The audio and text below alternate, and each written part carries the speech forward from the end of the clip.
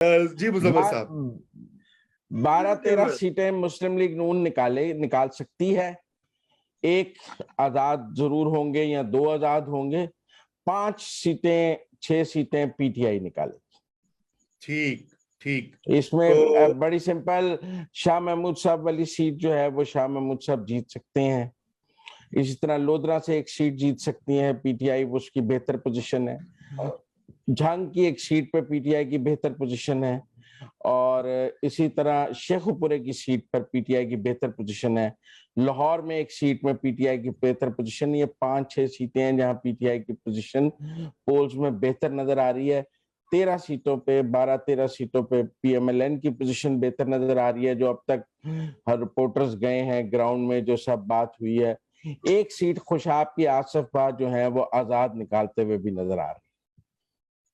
जी ठीक। इफ्तिखार साहब, आपकी क्या मालूमात हैं और आपका बड़ा जो है एक्सपीरियंस है मेरी पंजाब की इलेक्टोरल पॉलिटिक्स के ऊपर, नजर भी है, एक्सपीरियंस भी है, जी बताइए जरा। देखिए, मेरी मालूमात ये है कि अभी मैं थोड़ी देर पहले एक प्रोग्राम में था तो रियाज फतियाना साहब ने कहा कि पाकिस्तान मुस्लिम लीग नवाज को 20 में से सिर्फ 2 नशिस्तें मिलेंगी। जब हमने उन पर, मैंने और राना तनवीर ने उन पर दबाव डाला कि चलो उन 2 खुश नसीबों का नाम बता दो, तो उन्होंने कहा ये भी हम नहीं बता सकते। तो ये है सूरत हाल। वो तो 20 की 20 नशिस्तें जीते हुए बैठे हैं। मैं बहुत क्लोज, मैं जो सोच है सोवर्दी की उसके करीब हूँ, मासवाए एक आधी सीट के मामले में, बिकॉज आई फील कि Sheikhupura Pakistan Muslim league Nawaz finally जीत जाएगी। अलबत्ता फैसलाबाद की जो सीट है वो पाकिस्तान मुस्लिम लीग नवाज के लिए मुश्किल हो गई है, और उसकी वजूहात जो हैं वो अभी हम इतने नहीं आज़ाद ख्याल हुए और इतने इंडिपेंडेंट जर्नलिज्म में नहीं गए कि हम वजह उसकी डिस्कस करें कि वो क्यों होगा ऐसा।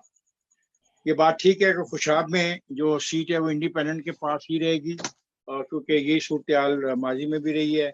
और अब खुशाब वाली बात इसकी ठीक है। मुजफ्फरगढ़ में 2 सीटें हैं, 272, 273। 272 आसान है पाकिस्तान मुस्लिम लीग नून के लिए, 273 पाकिस्तान मुस्लिम लीग के लिए आसान नहीं है। उसमें जो फैसला किया गया है टिकट देने का कि किसको देना था किसको नहीं देना, वहाँ पे थोड़ी सी गलती है। लोधरा के अंदर साफ ज़ाहिर है कि जहांगीर तरीन का इलाका है, और जहांगीर तरीन बिल्कुल कोशिश करेगा दोनों की दोनों सीटों 224 और 228 पर अपना इन्फ्लुएंस इस्तेमाल करे, क्योंकि ये तो चैलेंज जहांगीर तरीन का भी है ना, उस पर कॉमन इंटरेस्ट है उसका। और वहाँ पे अब्दुर्रहमान कांजू वगैरह जो है वो इकट्ठे हो गए हैं जहांगीर तरीन के साथ। तो मेरा ख्याल है कि वहाँ पे ये 2 नशिस्तें जो है ये पाकिस्तान मुस्लिम लीग नून के पास जा सकती हैं। मुल्तान में इनका ख्याल है, मेरे दोस्त का, कि ये जैन कुरैशी जीतेगा। मेरा ख्याल है ये बड़ी क्लोज कंटेस्टेड सीट हो जाएगी, क्योंकि गिलानी जो है वो भी खुल के आगे हैं और हमायत कर रहे हैं। और आज पाकिस्तान पीपल्स पार्टी के तरफ से मखदूम साहब के साहबजादे ने चीफ मिनिस्टर पंजाब के साथ बैठ के प्रेस कॉन्फ्रेंस की है, और उसने कहा कि हम एक दूसरे के साथ मुकम्मल खुल के तावन कर रहे हैं।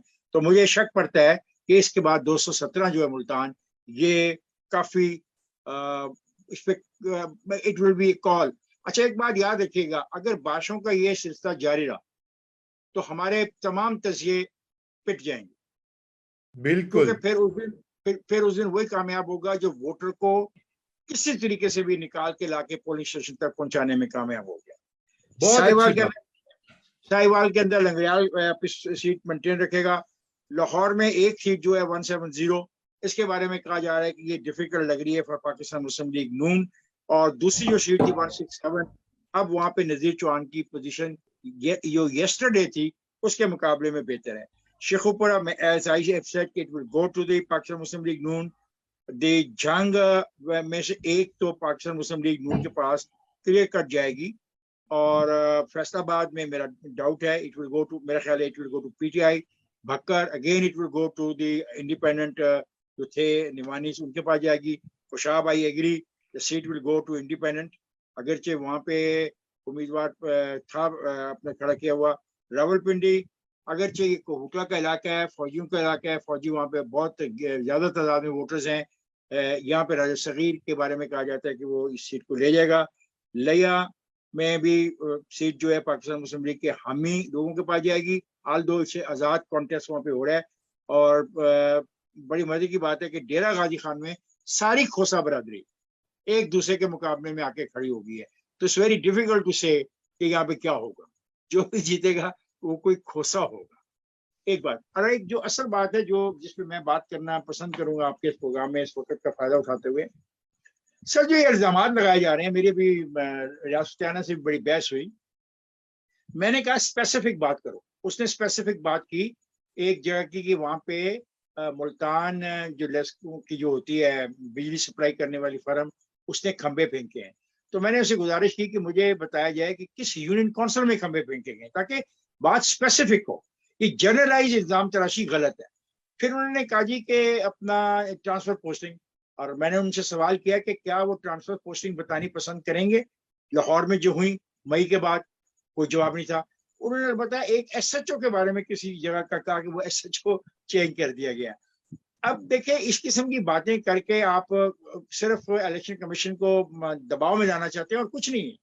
मैं तो आज आपके प्रोग्राम से फिर मुतालबा करूंगा कि जिस तरह पाकिस्तान पीपल्स पार्टी ने एक किताबचा छापा था इलेक्शन विच वर स्टोलन, इनको चाहिए कि इलेक्शन से बहुत पहले नाम लेके उसका ओहदा लेके यूनियन काउंसिल बता के और ये बता के कि वो कैसे इन्फ्लुएंस करेगा इनके खिलाफ, ये बात करें, ताकि अगर ऐसा हो रहा है तो हम कंडेम करें ऐसे अमल को जो कोई भी कर रहा है। अगर पाकिस्तान मुस्लिम लीग नून कर रही है तो मैं उसके इस अमल को कंडेम करने के काबिल हूँगा, क्योंकि मैं जमहूरियत में यकीन रखता हूँ। मैं साफ और शफाफ इंतखाबात का हामी हूँ।